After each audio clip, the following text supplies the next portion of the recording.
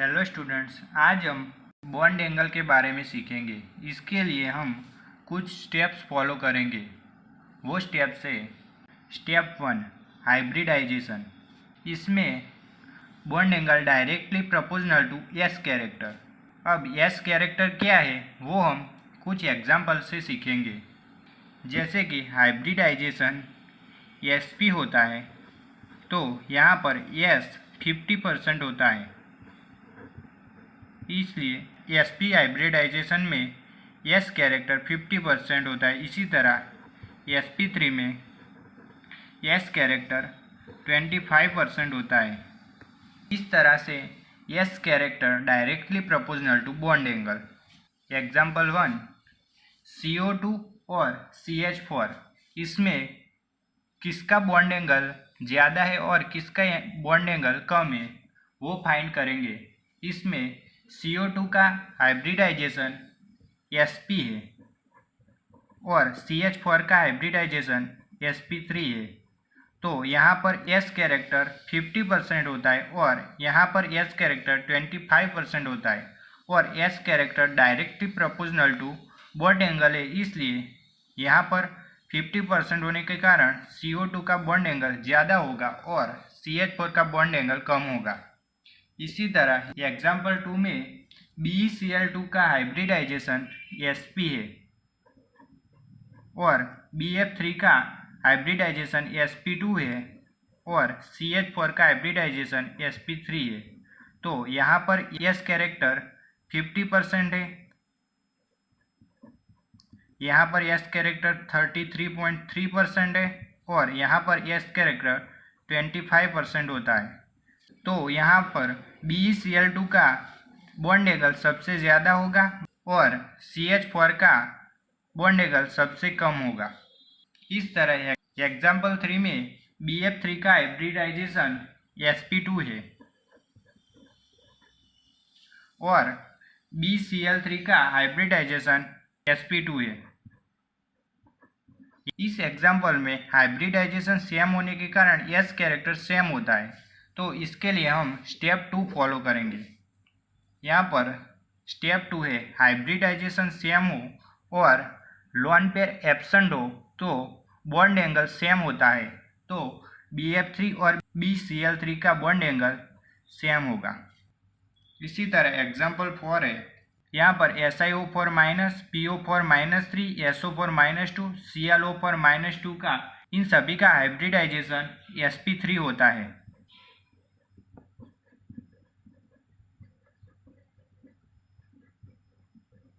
और इन सभी में लोन पेयर एब्सेंट होती है, इसीलिए इन सभी का बॉन्ड एंगल सेम होता है। इसी तरह स्टेप 3 है हाइब्रिडाइजेशन सेम हो और लोन पेयर प्रेजेंट हो तब bond angle inversely proportional to number of lone pair होता है। इसके लिए एग्जांपल है, यहाँ पर CH4 NH3 और H2O इन सभी का हाइब्रिडाइजेशन सेम है और लोन पेयर प्रेजेंट है। यहाँ पर CH4 में एक भी लोन पेयर नहीं है और NH3 में 1 लोन पेयर है और H2O में 2 लोन पेयर है। यहाँ पर bond angle number of lone pair inversely proportional to है, इसलिए इसमें सबसे ज़्यादा लोन पेयर है तो इसका बॉन्ड एंगल सबसे कम होगा और यहाँ पर एक भी लोन पेयर नहीं है, इसलिए यहाँ पर बॉन्ड एंगल सबसे ज़्यादा होगा। अब स्टेप 4 है, इसमें हाइब्रिडाइजेशन भी सेम हो और लोन पेयर भी सेम हो तब बॉन्ड एंगल साइज से फाइंड करते हैं। जैसे कि bond angle directly proportional to size of side atom और bond angle inversely proportional to size of central atom. इसी तरह bond angle directly proportional to electron negativity of central atom और bond angle inversely proportional to electron negativity of side atom. Example 6 में side atom same है और nitrogen और phosphorus, इन दोनों में से फॉस्फोरस की साइज ज़्यादा है और नाइट्रोजन की साइज कम है, इसलिए इसमें सेंट्रल एटम की साइज फॉस्फोरस की ज़्यादा होने के कारण बॉन्ड एंगल कम होता है और नाइट्रोजन की साइज कम होने के कारण बॉन्ड एंगल ज़्यादा होता है, इसलिए नाइट्रोजन का बॉन्ड एंगल ज़्यादा होगा और फॉस्फोरस का बॉन्ड एंगल कम होगा। इसको हम इस फॉर्मूला से भी सॉल्व कर सकते हैं, जैसे कि नाइट्रोजन की इलेक्ट्रोनेगेटिविटी ज़्यादा है तो बॉन्ड एंगल ज़्यादा होता है और फॉस्फोरस की इलेक्ट्रोनेगेटिविटी कम होती है तो बॉन्ड एंगल भी कम होता है। इस तरह एग्जाम्पल 7, यहाँ पर सेंट्रल एटम ऑक्सीजन है और यहाँ पर टेल्यूरियम है। यहाँ पर ऑक्सीजन की साइज कम है और टेल्यूरियम की साइज ज़्यादा है।